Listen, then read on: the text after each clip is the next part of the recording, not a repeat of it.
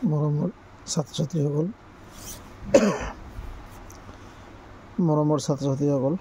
আজি মই তোমালোকৰ সন্মুখত লৈ আহিছোঁ পলিটিকেল আৰু ইকনমিক্স অৰ্থাৎ ছ'চিয়েল সায়েন্সৰ পাৰ্ট 3 কিতাপখনৰ ইকনমিক্সৰ এটা চেপ্টাৰ প্ৰথম অধ্যায় মুদ্ৰা আৰু বেংক ব্যৱস্থা। ইয়াৰ পৰা হ'বলগীয়া প্ৰশ্নসমূহ আমি এতিয়া আলোচনা কৰিম। ইয়াতে পাঠভিত্তিক কোৱেশ্যনসমূহ আছে, ইয়াৰ লগতে ইনচাইট কোৱেশ্যনসমূহ আমি ক্লিক কৰিছোঁ, সেইবিলাক তোমালোকৰ সন্মুখত দাঙি ধৰিছোঁ। এয়া মুদ্ৰা আৰু বেংক ব্যৱস্থা। তো কোৱেশ্যন নম্বৰ 1, চেক এখন মুদ্ৰা নে? তোমাৰ উত্তৰ সপক্ষে যুক্তি দৰ্শোৱা। এইটো 2020 চনত আহিছিল দে। উত্তৰ লিখিম নহয়, প্ৰকৃততে চেক মুদ্ৰা নহয়, ই মুদ্ৰা পৰিষদৰ এটা আদেশহে মাথোন। চেক একখনৰ সাধাৰণ গ্ৰহণযোগ্যতা নাই, কাৰণ চেকখন বিহিত মুদ্ৰা নহয়। নম্বৰ 2 কুৱেশ্যন, বিনিময় প্ৰথা কি? ইয়াৰ অসুবিধাসমূহ কি কি? 2019 আহিছিল। উত্তৰ লিখিম বিনিময় প্ৰথা যি প্ৰথা বা নীতি নিয়মৰ মাধ্যমত সামগ্ৰীৰ সৈতে সামগ্ৰীৰ প্ৰত্যক্ষ বিনিময় হয় তাক বিনিময় প্ৰথা বোলে। আৰু ইয়াৰ অসুবিধাসমূহ, নম্বৰ 1, সংগতিবিহীন অভাৱ, হিচাপ নিকাচৰ ঐমিতীয় একৰ অভাৱ, বিভাজনীয়তাৰ অসুবিধা, মূল্যৰ ভাণ্ডাৰৰ অভাৱ। আলোচনা কৰিম, যদি আলোচনা আহে আলোচনা কৰিম। আলোচনাটো হ'ব যেনেকুৱা সংগতিবিহীন অভাৱ। বিনিময় প্ৰথাৰ মূল অসুবিধাটো হৈছে অভাৱৰ অমিল। উদাহৰণস্বৰূপে ক আৰু খ মাজত কোনো সামগ্ৰী বিনিময় হ'বলৈ হ'লে কৰ অভাৱ খৰ ওচৰত আৰু খৰ অভাৱ কৰ ওচৰত থাকিব লাগিব, যিটো প্ৰায় অসম্ভৱ। নম্বৰ 2, বিভাজনীয়তাৰ অসুবিধা। বিনিময় প্ৰথাৰ আন এটা অসুবিধা হৈছে বিভাজনীয়তাৰ অসুবিধা। কিছুমান সামগ্ৰী আছে যাক সৰু সৰু অংশলৈ ভাগ কৰিব নোৱাৰি, যেনে এটা গৰু, ইয়াক ভাগ কৰিলে নষ্ট হৈ যাব, নহয়নে? সেইকাৰণে ইয়াক ভাগ কৰিব নোৱাৰি, কিন্তু মুদ্ৰাক সৰু সৰু অংশলৈ ভাগ কৰিব পাৰি। নম্বৰ 3, মূল্যৰ ভাণ্ডাৰৰ অভাৱ। বিনিময় প্ৰথাৰ আন এটা অসুবিধা হৈছে মূল্যৰ ভাণ্ডাৰৰ অভাৱ। এইটো আমি লিখিম এনেকৈ, মূল্য বুলিলে সা সামগ্ৰীৰ মূল্য বুজিব লাগিব। সকলো সামগ্ৰী বেছিদিন সঞ্চয় কৰি ৰাখিব নোৱাৰি, ই নষ্ট হৈ যায়। সেইকাৰণে বিনিময় প্ৰথাৰ এটা দোষ আছিল। নেক্সট কুৱেশ্যন, মুদ্ৰাৰ ক্ৰম বিকাশৰ সংক্ষিপ্ত বিৱৰণ চমুকৈ লিখা। উত্তৰ লিখিম বিনিময় প্ৰথাক মুদ্ৰাৰ ক্ৰম বিকাশৰ প্ৰথম পৰ্যায় বুলি ক'ব পাৰি। বিনিময় প্ৰথাৰ অসুবিধা যেনে সংগতিবিহীন অভাৱ, হিচাপ নিকাচৰ অসুবিধা আৰু অন্যান্য অসুবিধা থকাৰ বাবে যন্ত্ৰমান মুদ্ৰা হিচাপে ছাগলীক ব্যৱহাৰ কৰা হৈছিল। যদিও ছাগলীৰ ৰং, আকাৰ আদি পচন্দ অপচন্দৰ প্ৰশ্ন উঠাত অমৌদ্ৰিক ধাতুমান মুদ্ৰা ব্যৱহাৰ হয়। ইয়াতো কিছুমান অসুবিধা যেনে সোণৰূপ নিভাঁজ হয় নে নহয়, কঢ়িয়াই লোৱাৰ অসুবিধা ইত্যাদিৰ কাৰণে ধাতু মুদ্ৰাৰ সৃষ্টি হ'ল। ইয়াতো কিছুমান অসুবিধা যেনে সোণৰূপৰ সীমাবদ্ধ বা অস্থিতিস্থাপক আদি অসুবিধা থকাৰ বাবে শেষত পঞ্চম পৰ্যায়ত কাগজী মুদ্ৰাৰ সৃষ্টি হয়। বৰ্তমান পৃথিৱীৰ প্ৰায়বোৰ দেশতেই কাগজী মুদ্ৰাৰ প্ৰচলন দেখা যায়। নেক্সট কুৱেশ্যন, যন্ত্ৰমান মুদ্ৰাৰ দুটা দোষ উল্লেখ কৰা। উত্তৰ লিখিম নম্বৰ 1, ৰং আৰু আকাৰৰ ক্ষেত্ৰত পচন্দ অপচন্দৰ প্ৰশ্ন উঠিছিল। নম্বৰ 2, ছাগলী বা জন্তু এটা ভাগ কৰি বিনিময় কৰিব নোৱাৰি। নেক্সট কুৱেশ্যন, মুদ্ৰা কি? ইয়াৰ দোষসমূহ লিখা। মুদ্ৰা সাধাৰণ গ্ৰহণযোগ্যতা থকা আৰু লগতে সামগ্ৰীৰ মূল্যৰ মাপকাঠি আৰু মূল্যৰ ভাণ্ডাৰ হিচাপে কাৰ্য সম্পাদন কৰা যিকোনো সামগ্ৰী হ'ল মুদ্ৰা। ইয়াৰ দোষ, নম্বৰ 1, মুদ্ৰাৰ মূল্যৰ স্থিৰতা হেৰুৱাব পাৰে অৰ্থাৎ স্থিৰতা হেৰুৱালে অৰ্থনৈতিক বজাৰত মুদ্ৰাস্ফীতি আৰু মুদ্ৰা সংকোচনৰ দৰে ভয়াৱহ পৰিস্থিতিৰ সৃষ্টি হয়। নাম্বাৰ 2 মুদ্ৰাৰ আয় বৈষম্যমূলক ই সমাজত ধনী দুখীয়াৰ সৃষ্টি কৰে। নাম্বাৰ 3 মুদ্ৰাৰ পৰা কলা মুদ্ৰাৰ সৃষ্টি হয়। নেক্সট কুৱেশ্যন মুদ্ৰাৰ বৈশিষ্ট্যসমূহ লিখিম। নাম্বাৰ 1 মুদ্ৰাৰ সাধাৰণ গ্ৰহণযোগ্যতা থাকিব লাগিব। নাম্বাৰ 2 চিনাক্তকৰণ সহজ হ'ব লাগিব। নাম্বাৰ 3 সহজে নষ্ট হৈ যোৱা সামগ্ৰী হ'ব নোৱাৰে। নাম্বাৰ 4 মুদ্ৰা পূৰ্ণ সদৃশ্যযুক্ত হ'ব লাগিব। নাম্বাৰ 5 মুদ্ৰা বিভাজনীয়। নাম্বাৰ 6 মুদ্ৰাৰ মূল্যৰ স্থিৰতা থাকিব লাগিব। নেক্সট কুৱেশ্যন মুদ্ৰাই কি কাৰ্য সম্পাদন কৰে নাইবা মুদ্ৰাৰ কাৰ্যসমূহ আলোচনা কৰা। উত্তৰ লিখিম মুদ্ৰাই বিনিময়ৰ মাধ্যম হিচাপে কাম কৰে। নাম্বাৰ 2 সামগ্ৰীৰ মূল্যৰ মাপকাঠি হিচাপে কাৰ্য সম্পাদন কৰে। নাম্বাৰ 3 মুদ্ৰাই স্থগিত দেনা পাওনাৰ মানদণ্ড হিচাপে কাৰ্য সম্পাদন কৰে। নাম্বাৰ 4 মূল্যৰ ভাণ্ডাৰ হিচাপে কাৰ্য সম্পাদন কৰে। নেক্সট কুৱেশ্যন মুদ্ৰাৰ তাৰল্য গুণ কি? উত্তৰ লিখিম মুদ্ৰাৰ এটাৰ উল্লেখযোগ্য বৈশিষ্ট্য হৈছে মুদ্ৰাৰ তাৰল্য গুণ থাকিব লাগে। মুদ্ৰাৰ তাৰল্য গুণ হৈছে মুদ্ৰাৰ সমমূল্যৰ সা সামগ্ৰীলৈ তৎক্ষণাৎ আৰু প্ৰত্যক্ষভাৱে ৰূপান্তৰিত হোৱা গুণ। নেক্সট কুৱেশ্যন মুদ্ৰাৰ মুখ্য কাৰ্যসমূহ চমুকৈ আলোচনা কৰা। উত্তৰ লিখিম মুদ্ৰাৰ মুখ্য কাৰ্য সাধাৰণতে দুটা। নাম্বাৰ 1 মুদ্ৰা বিনিময়ৰ মাধ্যম হিচাপে কাৰ্য সম্পাদন কৰে। মুদ্ৰাৰ জৰিয়তে যিকোনো সামগ্ৰী ক্ৰয় কৰিব পাৰি। মুদ্ৰা ব্যৱস্থাত সামগ্ৰীৰ পৰিৱৰ্তে সামগ্ৰীৰ পৰোক্ষ বিনিময় হয়। যেনে চাউল উৎপাদন কৰা ব্যক্তিয়ে বজাৰত চাউল বিক্ৰী কৰি অৰ্জন কৰা মুদ্ৰাৰে তেওঁৰ প্ৰয়োজনীয় সামগ্ৰী ক্ৰয় কৰিব পাৰে। নাম্বাৰ 2 মুদ্ৰাই সা সামগ্ৰীৰ মূল্যৰ মাপকাঠি হিচাপে কাৰ্য সম্পাদন কৰে। মুদ্ৰা সামগ্ৰীৰ মূল্যৰ ঐমিতীয়া মাপকাঠি কাৰণ সকলো আৰ্থিক সামগ্ৰীৰ মূল্য মুদ্ৰাৰ ৰূপত প্ৰকাশ কৰিব পাৰি। নেক্সট কুৱেশ্যন মুদ্ৰাৰ গৌণ কাৰ্য দুটা চমুকৈ আলোচনা কৰা। উত্তৰ লিখিম মুদ্ৰাৰ দুটা গৌণ কাৰ্য। নাম্বাৰ 1 মুদ্ৰাই স্থগিত দেনা পাওনাৰ মানদণ্ড হিচাপে কাৰ্য সম্পাদন কৰে। কিছুমান সামগ্ৰী বেচা কিনাৰ সময়ত দামটো লগে লগে পৰিশোধ কৰা নহয়। ইয়াৰ উপৰিও ঋণৰ ক্ষেত্ৰতো ধন আদায় প্ৰক্ৰিয়াটো তৎকালীন নহয়। প্ৰক্ৰিয়াটো স্থগিত কৰি ৰখা হয়। সকলো স্থগিত দেনা পাওনাৰ হিচাপ মুদ্ৰাৰ ৰূপত প্ৰকাশ কৰা হয়। নাম্বাৰ 2 মুদ্ৰাই মূল্যৰ ভাণ্ডাৰ হিচাপে কাৰ্য সম্পাদন কৰে। মুদ্ৰা ব্যৱস্থাত মুদ্ৰা সঞ্চয় কৰি ৰাখিব পাৰি আৰু প্ৰয়োজন অনুসৰি সামগ্ৰী ক্ৰয় কৰাতে ব্যৱহাৰ কৰিব পাৰি কিয়নো ই সহজে নষ্ট নহয় আৰু ইয়াৰ মূল্যৰ স্থিৰতা আছে। নেক্সট কুৱেশ্যন কলা মুদ্ৰা কি? উদাহৰণৰ সৈতে লিখা। উত্তৰ লিখিম কলা মুদ্ৰাৰ উৎপত্তিৰ কাৰণ হ'ল অৰ্থনৈতিক অপৰাধ। যেনে আয়কৰ ফাঁকি দিয়াটো অৰ্থনৈতিক অপৰাধ। উদাহৰণস্বৰূপে এজন ব্যক্তিয়ে চৰকাৰক 5 লাখ টকা আয়কৰ দিব লাগে কিন্তু আয়কৰৰ বিবৃতি ব্যক্তিগৰাকীয়ে এইদৰে তৈয়াৰ কৰিলে যে ব্যক্তিজন 1 লাখ টকা দিলেই হ'ল। তেতিয়া 5 লাখৰ পৰা 1 লাখ টকা 4 লাখ টকা চৰকাৰৰ ঘৰলৈ যাব লাগিছিল যদিও নগ'ল। এই 4 লাখ টকা হ'ব কলা টকা বা হিচাপবিহীন টকা। প্ৰশ্ন মুদ্ৰাৰ বৈশিষ্ট্যসমূহ চমুকৈ আলোচনা কৰা। উত্তৰ লিখিম নাম্বাৰ 1 মুদ্ৰাৰ সাধাৰণ গ্ৰহণযোগ্যতা ই এটা বৈশিষ্ট্য। এইটো বৰ্ণনা কৰিম। মুদ্ৰাৰ সাধাৰণ গ্ৰহণযোগ্যতা থাকিব লাগিব নহ'লে ই বিনিময়ৰ মাধ্যম হ'ব নোৱাৰে। মুদ্ৰাৰ জৰিয়তে সকলো আৰ্থিক সামগ্ৰী ক্ৰয় বা বিনিময় কৰিব পাৰি। সেয়ে মুদ্ৰাক সকলোৱে গ্ৰহণ কৰিবলৈ অস্বীকাৰ নকৰে। ইয়াৰ সাধাৰণ গ্ৰহণযোগ্যতা আছে। নাম্বাৰ 2 মুদ্ৰা সমজাতীয় বা পূৰ্ণ সদৃশ্যযুক্ত। মুদ্ৰাৰ এটা অন্যতম বৈশিষ্ট্য হৈছে একে মূল্যৰ মুদ্ৰা সমজাতীয় বা পূৰ্ণ সদৃশ্যযুক্ত। উদাহৰণস্বৰূপে 100 টকীয়া নোট এখনৰ ৰং আৰু আকাৰ একে হ'ব লাগে যাতে ইয়াৰ চিনাক্তকৰণ সহজ হয় আৰু যাতে বেপাৰ বাণিজ্যত আৰু বেচা কিনাত বেমাজালিৰ সৃষ্টি নহয়। 3 নম্বৰ মুদ্ৰাৰ বিভাজনীয়তা গুণ বৰ্ণনা কৰিম আমি এনেকৈ। মুদ্ৰাৰ বিভাজনীয়তা গুণ হৈছে মুদ্ৰাৰ এটা অন্যতম বৈশিষ্ট্য।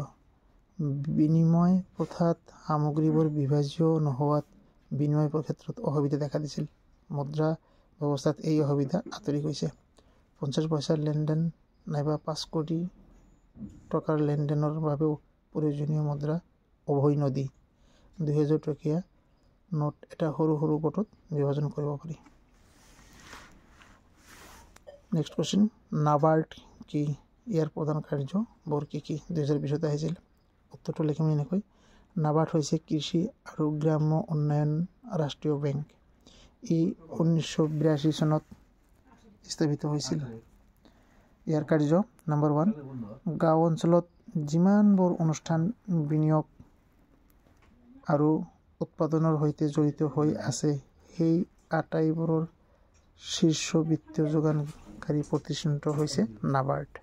নম্বৰ 2, গাঁও অঞ্চলৰ ঋণ প্ৰদান প্ৰক্ৰিয়া, আঁচনিৰ পুনৰীক্ষণ আৰু পৰ্যালোচনা, প্ৰশিক্ষণ আদিৰ ব্যৱস্থা গ্ৰহণ কৰে। নম্বৰ 3, সকলো বিত্তীয় প্ৰতিষ্ঠান, ভাৰত চৰকাৰ, ৰাজ্য চৰকাৰ, ৰিজাৰ্ভ বেংক ইত্যাদিৰ সৈতে নাবাৰ্ড সমন্বয় ৰক্ষা কৰে। নেক্সট কুৱেশ্চন, IDBI কি? ই কেতিয়া স্থাপিত হৈছিল? ইয়াৰ দুটা মুখ্য কাৰ্য উল্লেখ কৰা। 2020 আহিছিল। এনচাৰটো লিখিম। IDBI হৈছে ভাৰতীয় ঔদ্যোগিক উন্নয়ন বেংক। ই 1964 চনত স্থাপিত হৈছিল। ইয়াৰ মূল কাৰ্যসমূহ হ'ল নম্বৰ 1, ঔদ্যোগিক প্ৰতিষ্ঠানসমূহলৈ বিত্তীয় সাহায্য প্ৰদান কৰা। নম্বৰ 2, অৰ্থনৈতিক পিছপৰা অঞ্চলসমূহৰ উদ্যোগ লৈ কম সুদৰ হাৰত এই বেংকে ঋণ আগবঢ়ায়। নম্বৰ 3, এই বেংকটোৱে প্ৰশিক্ষণৰ জৰিয়তে উদ্যোগবিহীন জিলাসমূহত উদ্যোগ স্থাপনৰ বাবে আগভাগ লয়।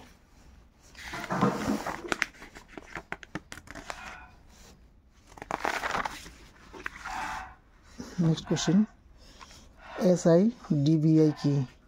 ই কেতিয়া স্থাপিত হৈছিল? ইয়াৰ কাৰ্যসমূহ লিখা। উত্তৰ লিখিম। SIDBI হৈছে ভাৰতীয় ক্ষুদ্ৰ উন্নয়ন বেংক। ই 1990 চনত স্থাপিত হৈছিল। কাৰ্য নম্বৰ 1, ক্ষুদ্ৰ উদ্যোগসমূহৰ বাবে উন্নত প্ৰযুক্তিবিদ্যা আৰু আধুনিকীকৰণ ব্যৱস্থা কৰা। নম্বৰ 2, ক্ষুদ্ৰ উদ্যোগ খণ্ডত উৎপাদিত সামগ্ৰীৰ বাবে বজাৰৰ সুবিধা কৰি দিয়া। নম্বৰ 3, ক্ষুদ্ৰ উদ্যোগসমূহ উন্নয়নৰ বাবে পৰ্যাপ্ত পৰিমাণৰ ঋণৰ যোগান ধৰা। নেক্সট কুৱেশ্চন, SIDBI অৰ্থাৎ SIDBI আইন কেতিয়া গৃহীত হয়? ইয়াৰ মুখ্য কাৰ্যালয় ক'ত অৱস্থিত? নাইবা কুৱেশ্চনটো এনেকৈ হ'ব পাৰে, ভাৰতীয় ক্ষুদ্ৰ উন্নয়ন বেংক গঠনৰ প্ৰস্তাৱ কেতিয়া হাতত লোৱা হয়? বৰ্তমান ইয়াৰ মুখ্য কাৰ্যালয় ক'ত অৱস্থিত? উত্তৰ লিখিম। SIDBI আইন 1989 চনত সংসদত গৃহীত হয়। SIDBIৰ মুখ্য কাৰ্যালয় হৈছে লক্ষ্ণৌত। নেক্সট কুৱেশ্চন, নাবাৰ্ডৰ সম্পূৰ্ণ নাম কি? ইয়াৰ মুখ্য কাৰ্যালয় ক'ত অৱস্থিত? এনচাৰ লিখিম। নাবাৰ্ডৰ সম্পূৰ্ণ নাম হৈছে কৃষি আৰু গ্ৰাম্য উন্নয়ন ৰাষ্ট্ৰীয় বেংক। ইংলিছত কোৱা হয় national bank for agriculture and rural development. ইয়াৰ মুখ্য কাৰ্যালয় মুম্বাইত অৱস্থিত। নেক্সট কুৱেশ্চন, RRB কি? ইয়াৰ দুটা কাৰ্য লিখা। RRB হৈছে আঞ্চলিক গ্ৰাম্য বেংক। ইয়াৰ কাৰ্যসমূহ হৈছে নম্বৰ 1, বেপাৰী মহাজনৰ পৰা অত্যাধিক সুদ দি ঋণ লোৱা, গাঁওবাসীলৈ অতি কম সুদৰ হাৰত ঋণৰ যোগান ধৰা। নম্বৰ 2, গ্ৰাম্য সঞ্চয় সংগ্ৰহ কৰি বিভিন্ন উৎপাদনমূলক কাৰ্যত সেই সঞ্চয় ব্যয় কৰা।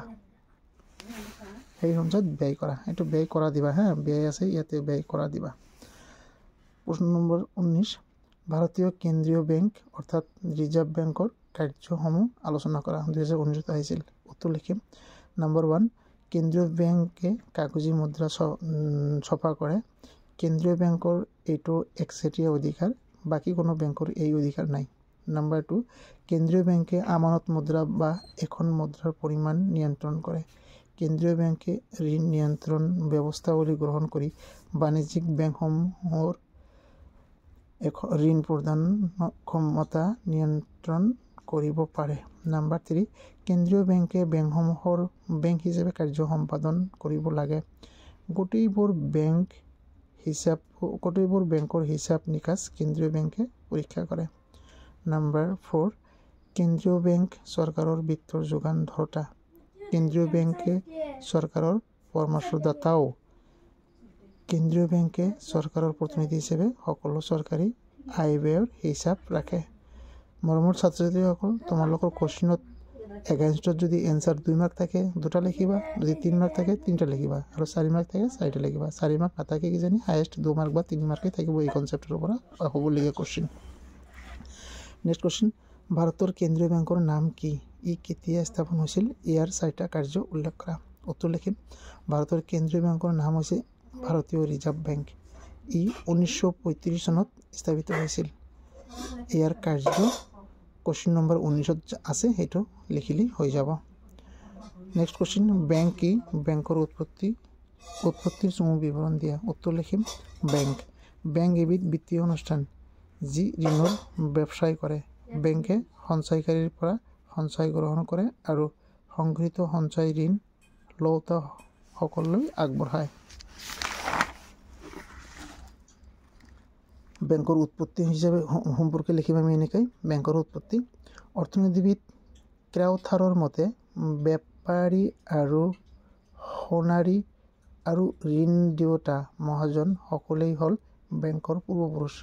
ইটালীৰ ক্ষুদ্ৰ ক্ষুদ্ৰ ৰাজ্যসমূহৰ মাজত যুদ্ধ বিগ্ৰহ চলি থকাত কৃতপক্ষ ধনৰাশিৰ প্ৰয়োজন হোৱাত কেতবোৰ আয়ুক্ত নিয়োগ কৰা হৈছিল। এই আয়ুক্তসকলক মন্ত্ৰে বুলি কোৱা হৈছিল। মন্ত্ৰে শব্দৰ ঠাইত জাৰ্মানসকলে বেংক, ইটালীত বেংকো, ফৰাচী ভাষাত বেংক আৰু ইংৰাজীত বেংক হৈ পৰিল।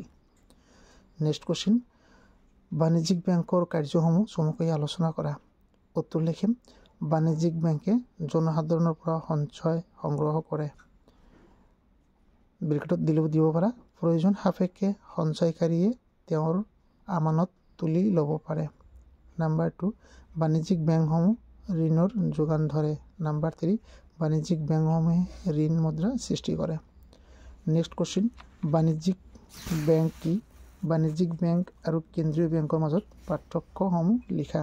উত্তৰ লিখিম, বাণিজ্যিক বেংক, যিবিলাক বেংকে কেন্দ্ৰীয় বেংকৰ নিৰ্দেশনা মানি জনসাধাৰণৰ লগত প্ৰত্যক্ষ আৰু পৰোক্ষভাৱে সঞ্চয়, ঋণ, বেপাৰ বাণিজ্য আদি কাৰ্য সম্পন্ন কৰে, তেনেবিলাক বেংকক বাণিজ্যিক বেংক বোলে। কেন্দ্ৰীয় বেংক আৰু বাণিজ্যিক বেংকৰ মাজত পাৰ্থক্যসমূহ। নাম্বাৰ 1, এখন দেশত কেন্দ্ৰীয় বেংক মাত্ৰ এটাইহে থাকে, আনহাতে বাণিজ্যিক বেংক বহুতো থাকিব পাৰে বা বহুতো থাকে। নাম্বাৰ 2, কেন্দ্ৰীয় বেংকে কাগজী মুদ্ৰা ছপা কৰে, কিন্তু বাণিজ্যিক বেংকৰ এই অধিকাৰ নাথাকে। নাম্বাৰ 3, বাণিজ্যিক বেংকসমূহে জনসাধাৰণৰ পৰা সঞ্চয় গ্ৰহণ কৰে আৰু ঋণ প্ৰদান কৰে, কিন্তু কেন্দ্ৰীয় বেংকে জনসাধাৰণৰ পৰা সঞ্চয় গ্ৰহণ নকৰে আৰু ঋণো প্ৰদান নকৰে। আৰু দিব পাৰিবা, হায়েষ্ট 3 মাৰ্কৰ কাৰণে আহিবৰ কাৰণে আমি 3টা দিছোঁ। নেক্সট কোৱেশ্যন,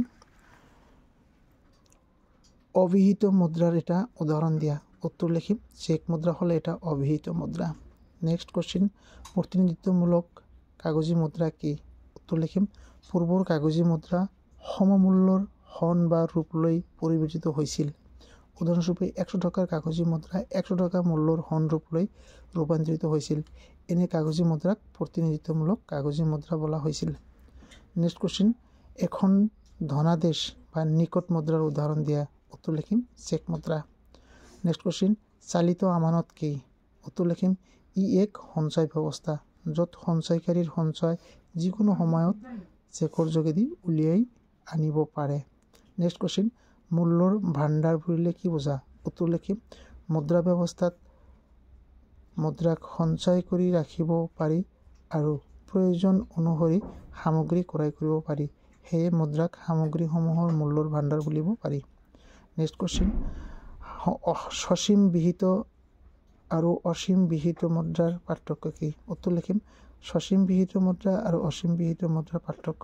নাম্বাৰ 1, যি বিহিত মুদ্ৰাৰ সহায়ত সীমিত মূল্যৰ লেনদেনহে কৰিব পাৰি, তাক সসীম বিহিত মুদ্ৰা বোলে। আনহাতে যি বিহিত মুদ্ৰাৰ সহায়ত অধিক মূল্যৰ লেনদেন সম্পাদন কৰিব পাৰি, তাক অসীম বিহিত মুদ্ৰা বোলে। নাম্বাৰ 2, কম মূল্যৰ মুদ্ৰা সসীম বিহিত মুদ্ৰা, আনহাতে অধিক মূল্যৰ মুদ্ৰা অসীম বিহিত মুদ্ৰা। 2 মাৰ্কে আহিব, হায়েষ্ট আহিলে, সেইকাৰণে আমি 2টা পইণ্ট দিছোঁ। নেক্সট কুৱেশ্যন, অনা বেংক প্ৰতিষ্ঠানসমূহ বেংকতকৈ কি অৰ্থত বেলেগ? উত্তৰ লিখিম, বেংকসমূহে চেক মুদ্ৰাৰ যোগান ধৰিব পাৰে, কিন্তু অনা বেংক চেক মুদ্ৰাৰ যোগান ধৰিব নোৱাৰে। নাম্বাৰ 2, বেংকৰ ক্ষেত্ৰত জমাকাৰীৰ সঞ্চয় বীমা আঁচনি থাকে, কিন্তু অনা বেংকসমূহৰ বীমাকৰণৰ ব্যৱস্থা নাথাকে। নাম্বাৰ 3, অনা বেংক প্ৰতিষ্ঠানসমূহ সংকীৰ্ণ, কিন্তু তাৰ তুলনাত বেংকসমূহ অধিক বহল। তো ঠিক আছে মৰমৰ ছাত্ৰ ছাত্ৰীসকল, এয়া আছিল এইখন পাঠৰ পৰা হ'বলগীয়া প্ৰশ্ন। আমি তোমালোকৰ কাৰণে পৰিশ্ৰম কৰি সুন্দৰকৈ সৰুকৈ বনাই দিছোঁ, যাতে তোমালোকে কম লিখিও ফুল মাৰ্ক পোৱা, তাৰ ব্যৱস্থা মই কৰিছোঁ। ধন্যবাদ, থেংক ইউ। পচন্দ হ'লে লাইক, শ্বেয়াৰ, কমেণ্ট, ছাবস্ক্ৰাইব কৰিবা। ধন্যবাদ। অ'কে।